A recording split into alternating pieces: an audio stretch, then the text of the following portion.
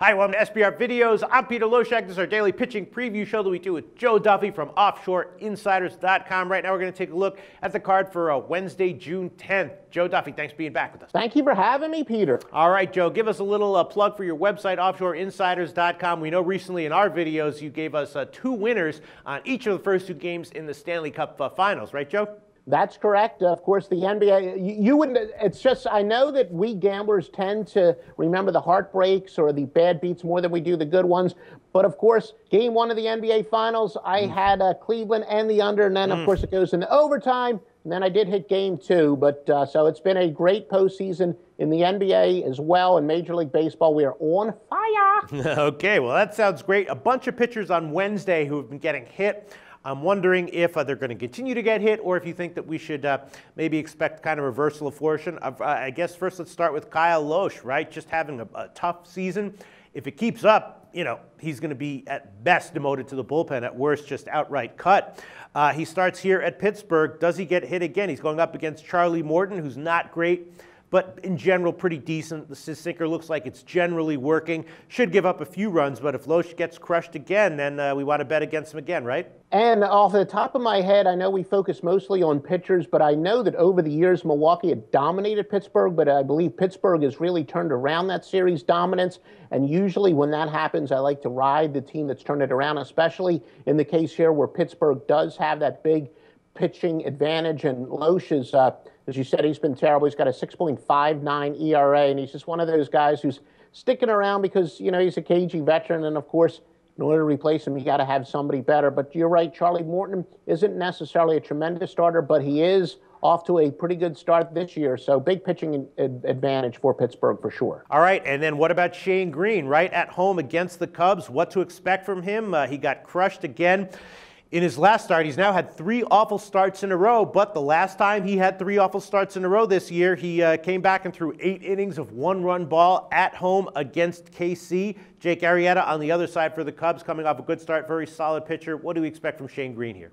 Probably the advantage for Arrieta. Green hasn't even gotten to the 5th inning, beyond the 5th inning in each of his last 2 starts, so I know he's pitching at home, so that helps. But I think that Jake Arrieta, as you said, a very solid pitcher coming off of a great start where he gave up 1 run in 6 innings last time out. So I think slight check in the Cubs column. And then 2 starters who are looking not too promising in Philly at Cincinnati, Jerome Williams and John Moscott, both guys just looking very shaky. Do we expect both guys to get knocked around, or an unexpectedly good start from one or maybe both of them? What do we think? An early start from the Cincinnati game, 12:30 on Wednesday.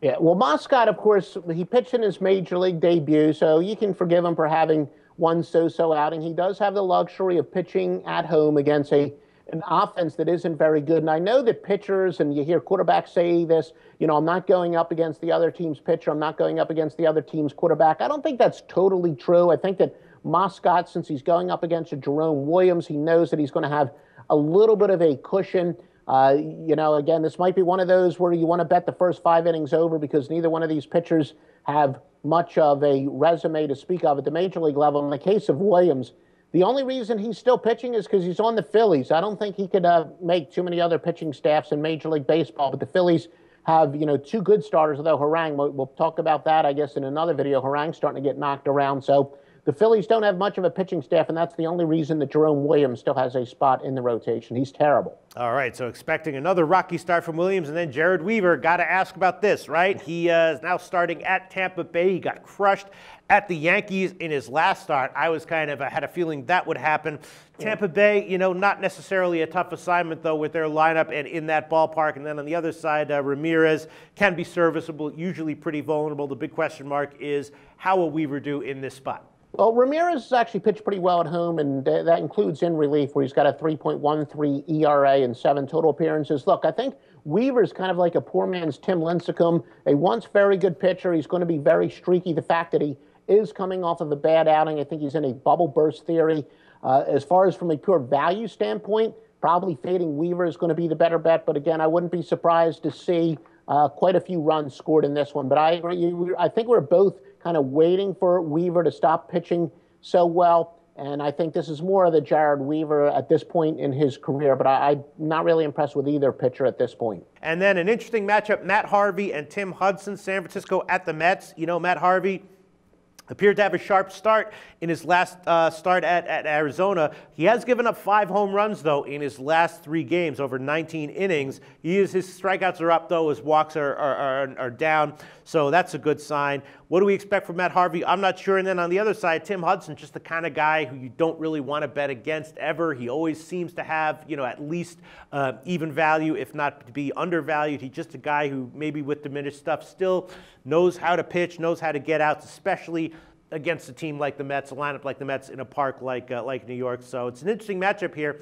Harvey against Hudson. Is Harvey going to continue to have a problem with home runs here? Both of these pitchers have actually pitched very well at Citi Field, and as good as Matt Harvey is, look, Matt Harvey's a very good pitcher on the road in his career. He's got a 3.01 ERA on the road, but even more incredible at home where it's 2.09. And Tim Hudson, of course, maybe he's lost a little bit over his fastball in all the years he's been in the Major League Baseball. As you said, he's still a very good pitcher. He has pitched well at City Park. So I expect really a low-scoring game here. And you're right that Harvey's not pitching at the absolute top of his game, but because he's pitched so well at home, I expect to have a good outing. Makes sense to me, Joe. Is there anything else from Wednesday you want to draw to our attention? Well, we talk, each time we talk about Taijuan Walker, we seem to talk about his splits, 2.51 ERA at Safeco Field, but now he's going to the road where he's been atrocious, 9.79 ERA. So he hasn't proven anything at the major league level as far as his ability to pitch on the road. I would say he's still going to get knocked around.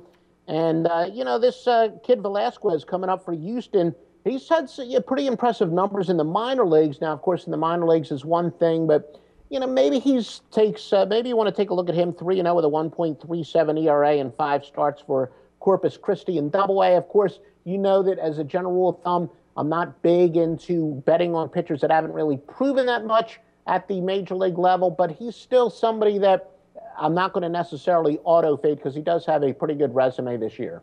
All right, sounds good. Joe Duffy from OffshoreInsiders.com. Thanks.